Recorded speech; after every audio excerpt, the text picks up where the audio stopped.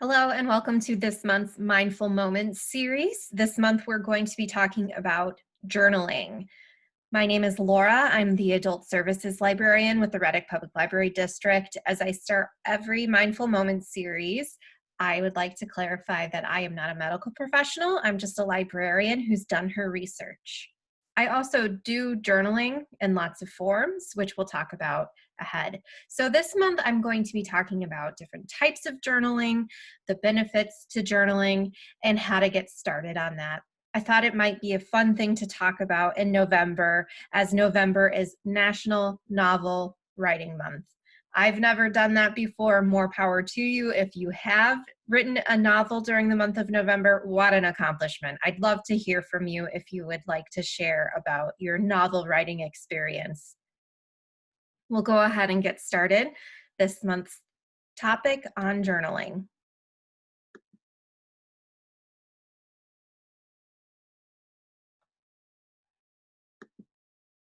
So what exactly is journaling?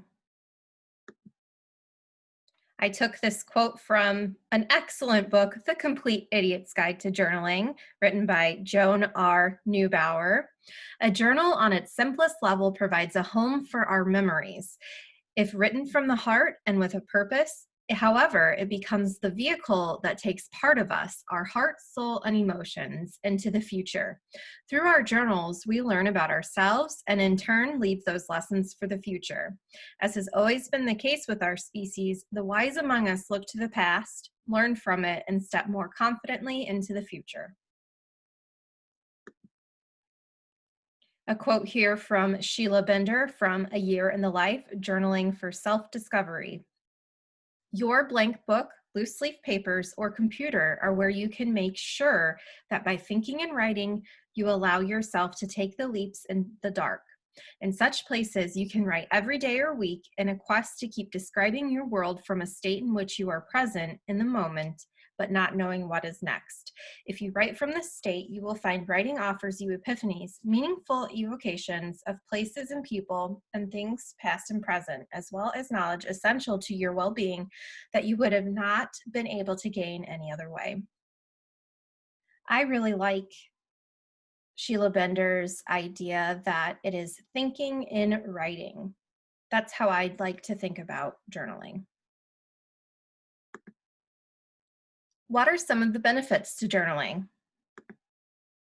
This information comes from the Huffington Post, Psych Central, and A Year in the Life, Journaling for Self-Discovery by Sheila Bender. So journaling can stretch your IQ, evoke mindfulness, help you achieve goals, build emotional intelligence, boost memory, boost comprehension, strengthen self-discipline, improve communication skills, aid in psychological healing, clarify your thoughts and feelings, spark creativity, build self-confidence, and help you de-stress. All of those things sound very important in today's world.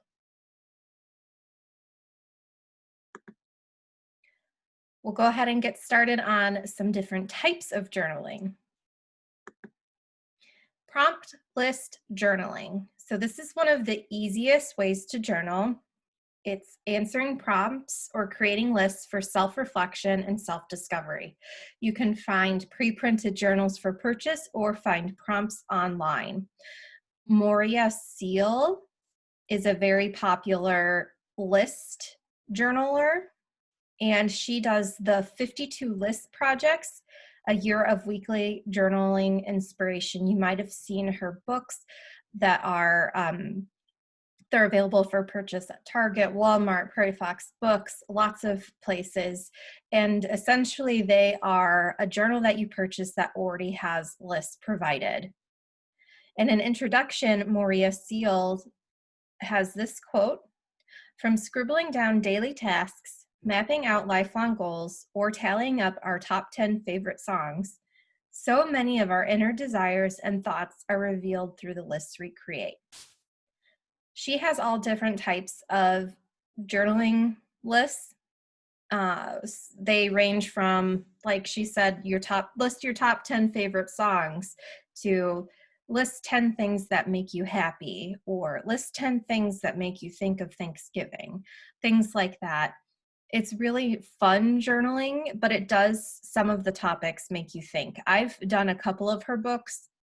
I really like them. But again, there are tons of free templates that you can find online.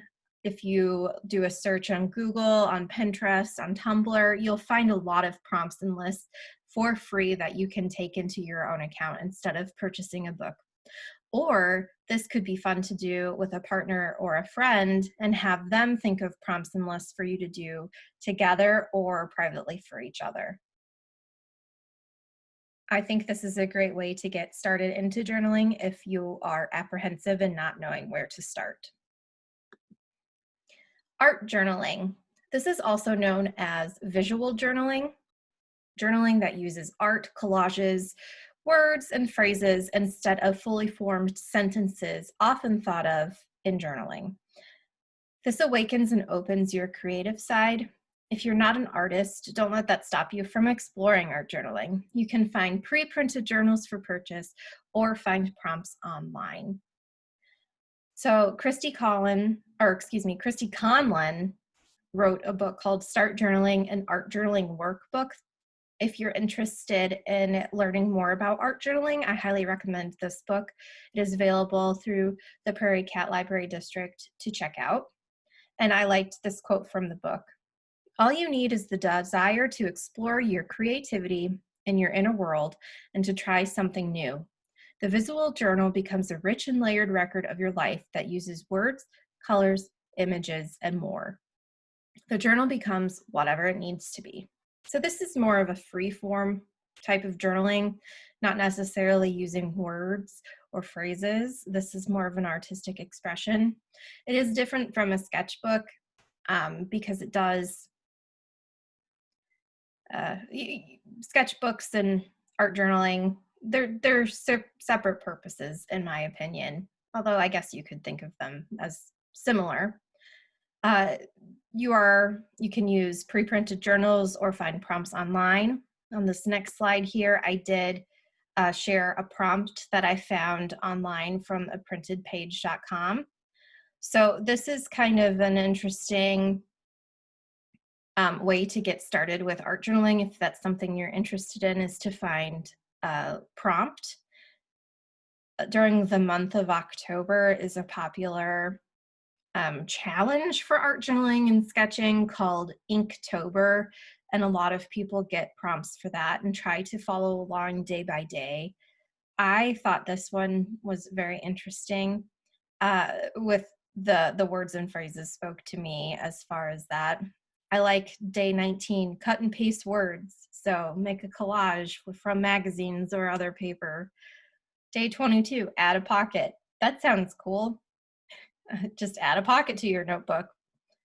You know, day 27, catching dreams. What does that mean? So it's a lot of up to your interpretation and a lot of creativity. Healing journal.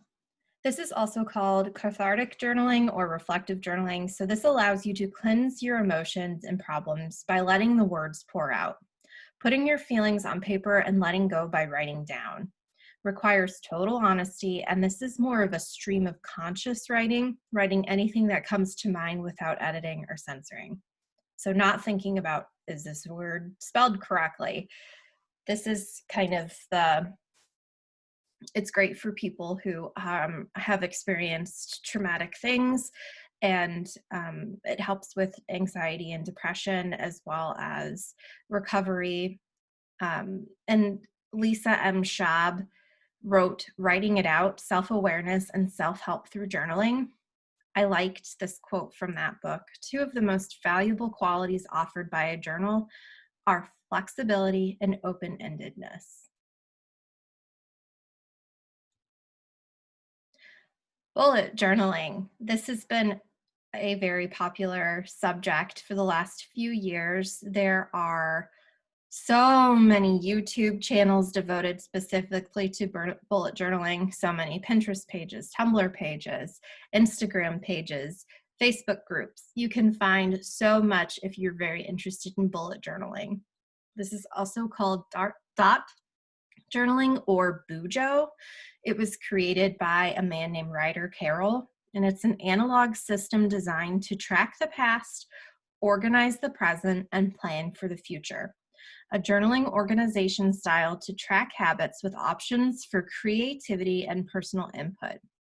A journaling technique to be a planner, to-do list, and diary all in one. It involves rapid logging, the language in which the bullet journal is written. In short, it's a way of capturing information as bulleted list. So this is typically done on a dot journal, which is a page that is just completely full of light gray dots. And it allows you to be able to draw between the dots if you're interested. It gives a good system for creating lists. And again, bullet lists is essentially what bullet journaling comes from. And it can be very time consuming, but it is a great way to stay organized. There's hundreds of things you can catalog. Some people journal how much water they've had during the day, if they've taken their vitamins, their medications. They have a page constantly going for a shopping list. They have pages devoted to books they want to read. It, again, a thing that allows you a lot of creative input and gives you an opportunity to create and organize your lists in whatever way you want. I could watch 3 hours straight of bullet journaling YouTube videos. So just be careful, it sucks you in if you are interested in learning more about bullet journaling. And there are a lot of great books available through Prairie Cat District on bullet journaling, and the Reddick Library has several as well. So if you are interested in learning more about them, search on the online catalog or call us, and we will be happy to get some of those books to you. I've just touched on a few ways to journal, but there are so many ways to journal. Other journaling formats include family journaling, so genealogy, research, family events, things like that, marriage dates, death dates, things like that. With family journaling, I always envision, I don't know about your family, but in my family, you know, my grandfather's Bible had all of those dates listed in it. Dream journaling, pretty self-explanatory. It's when you first wake up in the morning and you record your dreams. You can look back on them, and it helps with memory building, very, very much so. Dream journaling is also interesting to interpret your dreams as well. There are a lot of online guides as well as books that give ideas about what your dreams might mean. Historical journaling, so looking back on your life, kind of like a memoir type of writing. Goal-oriented journaling or logging, so weight loss, learning a new skill, things to help you keep going in your journaling.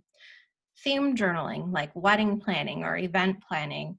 I know there are tons of wedding planning journals out there. Unsent letter journaling, this is made more popular again by the popular young adult book, P.S. I Love You, and, or excuse me, To All the Boys I've Loved Before. The sequel is called P.S. I Still Love You. Excuse me. So they also made a Netflix series out of this. So this is writing out letters you never intend to send. It's a great way to get emotions out and letting your emotions heal themselves. So how do I get started on journaling? So from the Complete Idiot's Guide to Journaling, start as soon as you can and don't fret about how to write, when to write, or what to write. The only way to start is simply by doing. Put a writing utensil to paper or type it out on a computer. Don't worry about spelling and punctuation. Try several different methods to see if one attaches to you more than another. Journaling takes time and effort. Although some of the benefits, like calming and de-stressing, are immediate, several benefits can take time. So to get more organized, if that's your goal, it will take time. It won't be immediate once you do one page of a bullet journal. It will take time. From Susan Sontag, I liked this quote. In the journal, I do not just express myself more openly than I could to any person. I create myself. So write quickly, as this frees your brain from shoulds and other blocks to successful journaling. Journaling will be most effective if you can do it daily for about 20 minutes. Go in without expectations and do not overanalyze if you're doing it correctly or not. Everyone's experiences will be different, and don't forget, the most important rule of all is that there are no rules. So journaling is whatever you want it to be. I did include this list of recommended reading. I did quote a lot of these books and talk about a lot of these books during my presentations. I will, if you are interested in learning more about bullet journaling, I would highly recommend The Bullet Journal Method by Ryder Carroll. I really enjoyed the Writing It Out, Self-Awareness and Self-Help Through Journaling by Lisa M. Schaub. Journal Me Organized, The Complete Guide to Practical and Creative Planning by Rebecca Spooner is fantastic as well. I looked through all of these. I thought they were great. The Artist's Way by Julia Cameron is great for creativity and art journaling as well. I also included some recommended resources here. These recommended websites: Bullet Journal, Art Journalist, Daring to Live Fully had some great journal prompts if you're looking for journal prompts. I did include to look into Ryder Carroll's Bullet Journal channel on YouTube. The Huffington Post has some great benefits of journaling, and Psych Central if you're interested in learning more about the health benefits of journaling. If you are interested in getting a PDF handout that includes these resources and some of the topics I talked about in today's presentation, please email adultprograms@reddicklibrary.org. I really appreciate you taking the time out of your day to learn more about journaling. I hope that provides you a mindful moment. Thank you.